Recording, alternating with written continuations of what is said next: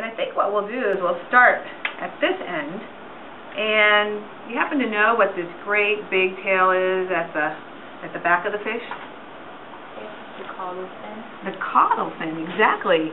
And what would a fish use the caudal fin for? To swim. To swim and to propel himself forward, right? So the caudal fin is sort of like the legs for you and me.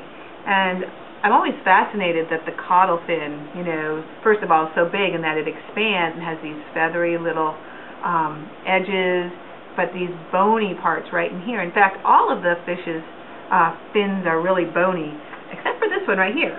Now, this is kind of an interesting one. You know what this one is? Megan, do you know what that is? It is. You can look up at our diagram too. It is. Has a funny name. Adipose.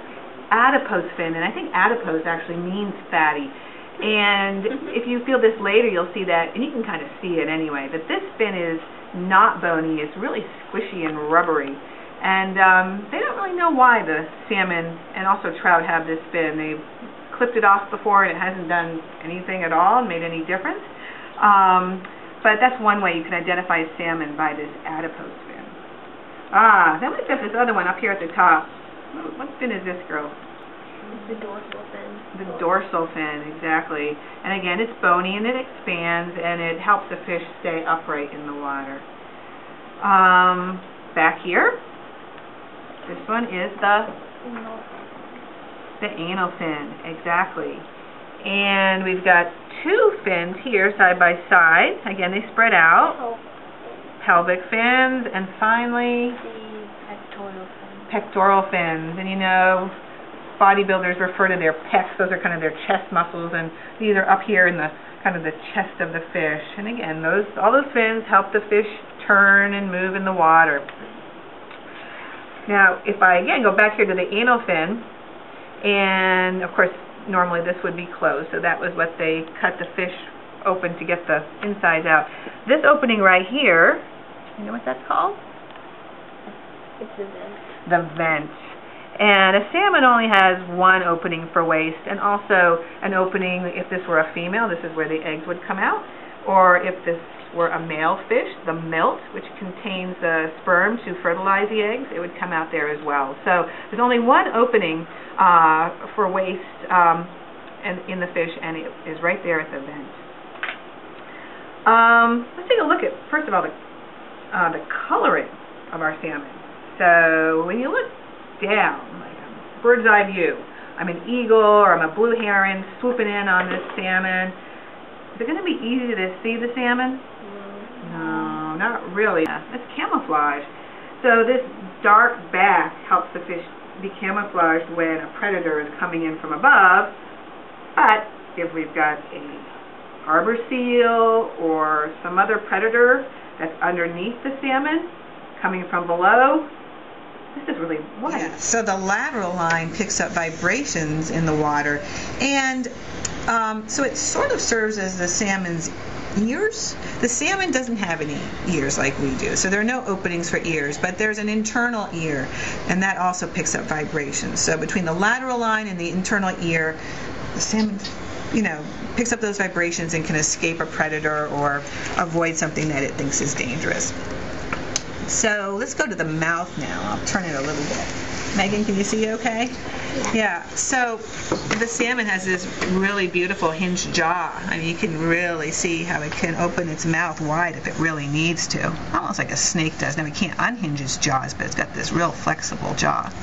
And then its teeth, if you were to feel them, are super sharp, and they're pointed backward a little bit.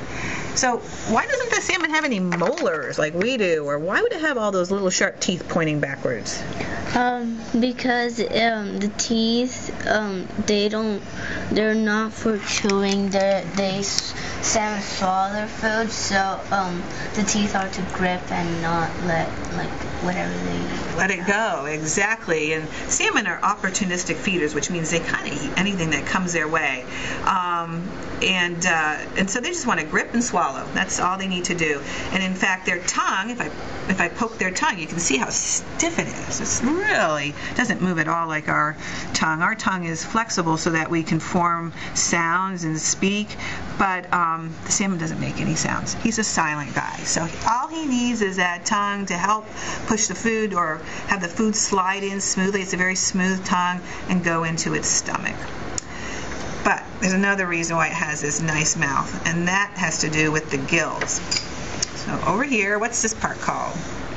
The gill flap. The gill flap, exactly, or the gill cover. It's hard again because it's protecting these really delicate gills that are inside the fish. Anybody want to explain how these gills work? Do you remember? When water goes in through the salmon's mouth, it goes through the gills, and the fish doesn't swallow it. So the water goes through the gills, and the gills absorb the oxygen, and the water goes out. Exactly. It's called osmosis. So the oxygen molecules can be absorbed by these feathery gills and the membranes in them, but the water molecules cannot. It's like a sieve when you go to strain spaghetti, and the spaghetti stays in, but the water pours out.